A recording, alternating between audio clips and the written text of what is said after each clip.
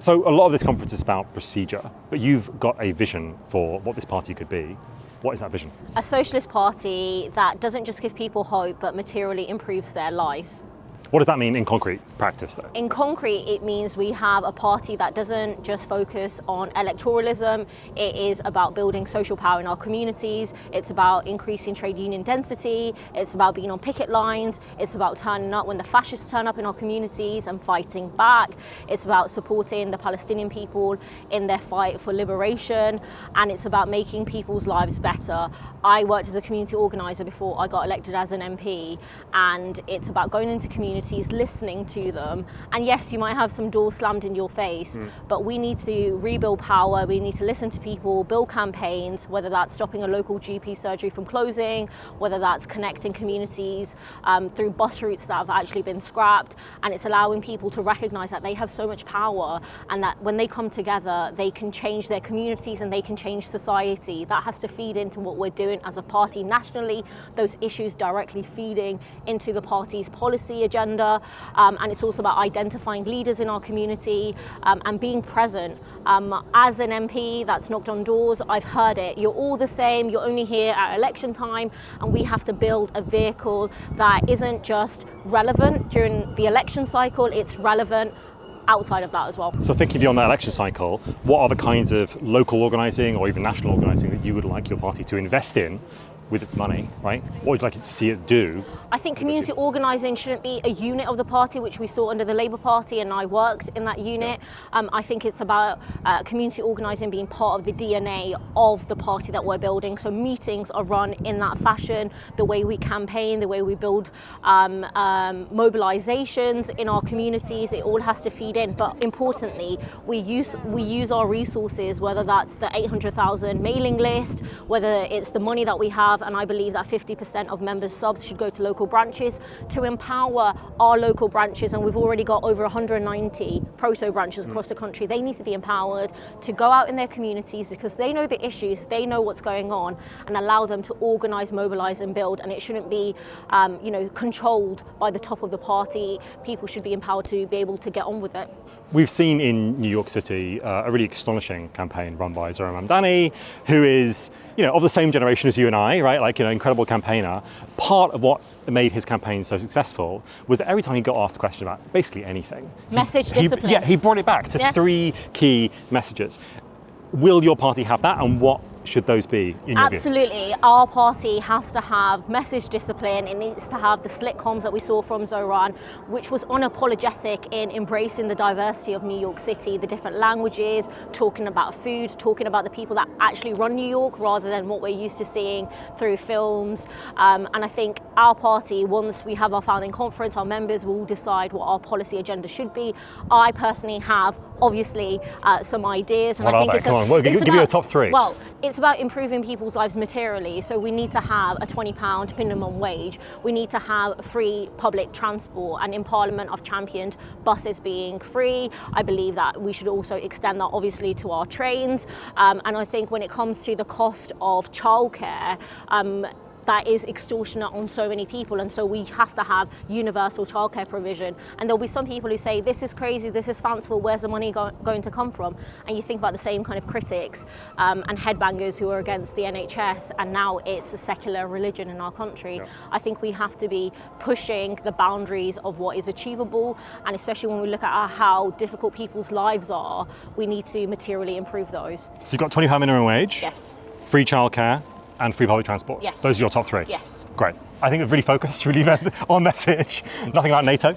I definitely think our policy agenda will have withdrawing from NATO, and that isn't something that we should shy away from talking about, because some people will say, well, this isn't bread and butter. Well, yes, it is actually, because every pound we are investing in defence and every pound we are sending to NATO is money that is stolen from our health, our housing, and future green jobs and a brighter future for everyone. And these are directly related. When Keir Starmer says he's going to give an extra £11 billion a year to defence spending, we know that that means cuts to social care, we know that means cuts to education, we know that means cuts to healthcare. So these actually do impact people's lives. It's not just this, abstract idea. Being a part of an imperialist war machine, which is what NATO is, makes the world less safe. And the fact is, the threats that we face as a country are not military. They are more likely to be pandemics, environmental crises, and financial crises. And we see this kind of the beating of the war drums in Parliament. Every time there's a sense that there could be war, there could be intervention, you just hear it, you feel it. People absolutely love it. You see arms manufacturers and their stock prices go up, and it's disgusting. We have an economy that's literally based on profiting from death and destruction, and we have to move away from it. Jeremy Corbyn once headed a party that won 13 million votes at a general election. You got 800,000 sign-ups to the original mailing list, 50,000 members. These numbers are getting smaller and smaller. You've got 2,000 delegates here, 2,500 delegates here. Obviously, everyone can vote. What do you need to do now to regain momentum and get back up to those millions of people who are obviously keen on the message but haven't joined the party? Well, none of us have ever set up a new party before, and obviously it's had its hiccups, and that's putting it lightly. And none of us have designed structures of a party, so we are learning on the job. And I think what is important to understand is that we've got a lot of trust to rebuild. We need to convert those 800,000 people into members, into organisers in their community. And many of those people haven't gone away. They haven't disappeared or vanished into thin air. Many of them are waiting, ready to make a jump and join us and fight back.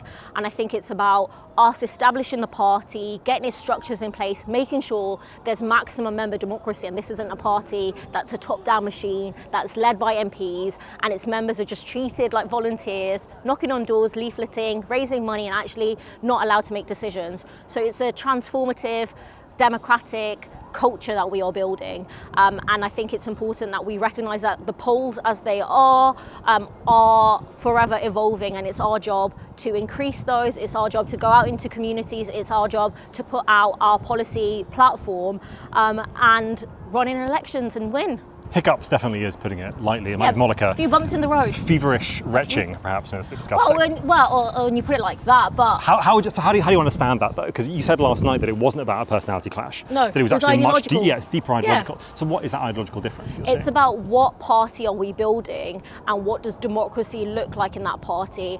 And is democracy just something that we just say and it's a throwaway word, or is it actually empowering members to decide how the party is run, how its leadership is constructed, how candidates are selected, and whether we allow coronations, appointments and fiefdoms? And that is the Labour Party. The gatekeeping, the coronations, the fiefdoms.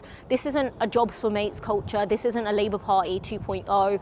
This is about building a democratic party where members decide who their leaders are, who their candidates are, and if they're not happy, recalling them. And that accountability and transparency is so important. One of the ways in which the sort of teething problems or the tensions have been framed is as a tension between, on the one hand, a sort of self-explicitly understanding sort of left, and on the other hand, a collection of Muslim MPs, right, who are sort of seen as like more social conservative. This is obviously a flattening, and it's frankly an Islamophobic characterization. How do you understand that relationship between these two different groups in terms of what your party can become? I think the characterization is reductive. I think what we have seen is a group of people who wanted a party that was led by MPs, and me fighting for maximum member democracy from the outset. Even when it came to the Conference Arrangements Committee, I wanted it to be gender balanced. Me and Jeremy had agreed that in setting up the Conference Arrangements Committee, it would be gender balanced, it would be racially diverse and regionally diverse, and that was not accepted. And so when we think about democracy and we think about representation, I'm not here to be a token. I do not accept anyone else to be a tokenistic figure or gesture within our party, and so we need to have democratic structures that are truly representative of our movement, where people are given the power. They're not just there for a photo op, they are actually empowered to make decisions and run the party. And that was actually the ideological difference. Democracy in the party, who runs it? Is it just loads of bureaucrats and jobs for mates, or is it about building a truly democratic party? Lots of hiccups. Do you have anything to apologise for? Yes, I've always said from the start that for my part in this, I am sorry. Obviously, communicating the issues could have been much better, but my intention has always been about establishing a democratic party, a socialist party, a party that shows solidarity with the most marginalised in our community, trans people, migrants, disabled people, Muslims and minorities, and I will continue to do that. Obviously, there are lessons to learn, But at the heart of this has been a fight for member democracy. I have a sort of general theory of parties, which is that they succeed when they express the views of a genuine sort of like major part of society. It's why the Labour Party survived in its current form for about a century. It's why Change UK lasted for about 5 minutes, right? They didn't have a real basis. Who is the basis for this party? Like, what are the coalitional groups that you're seeing in British society as it currently exists that you want to express the values, the interests of? This is for the working class in all of its Who are diversity. the working class? Like, yes. it's a complex thing. I was just about to unpack that. Sorry, yeah. For me, it's about the teachers, the nurses, the cleaners, the delivery drivers that keep this country running.